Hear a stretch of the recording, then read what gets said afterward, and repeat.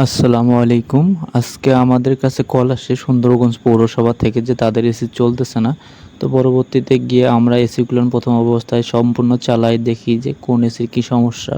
তো এই যে এসিটা দেখতে পাচ্ছেন, এটার গ্যাস কম ছিল এবং অন্য পাশের যে এসিটা, এটা মোটামুটি স্বাভাবিকই ছিল। এবং আরেকটা কনফারেন্স রুমে এসি ছিল যেটা দিয়ে পানি পড়তেছে, এবং এর ভিতরে যে ফিল্টারগুলো দেখতে পাচ্ছেন প্রচুর পরিমাণে ময়লা জমেছিল।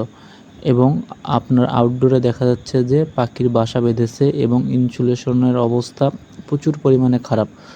তো পরবর্তীতে আমরা প্রত্যেকটা ইনডোরের ইউনিটের অংশগুলো আস্তে আস্তে খুলি এবং প্রত্যেকটা অংশ পার্ট বাই পার্ট খুলে আমরা আগে ইনডোরের যে প্লাস্টিকগুলো ছিল, কাভারগুলো ছিল, এগুলো পরিষ্কার করে নেই এবং তারপরে আউটডোরে আসি এবং আউটডোরে এসে হাই স্পিড ওয়াটার গান দ্বারা ফিন্সের মধ্যে যে ময়লা আছে সম্পূর্ণ ময়লা পরিষ্কার করে দেই এবং এসিগুলো পরবর্তীতে আবার আপনার ফিটিং করার পর এসিগুলো আমরা চালাই, দেখি যে মোটামুটি সম্পূর্ণ এসিগুলো ঠিক আছে।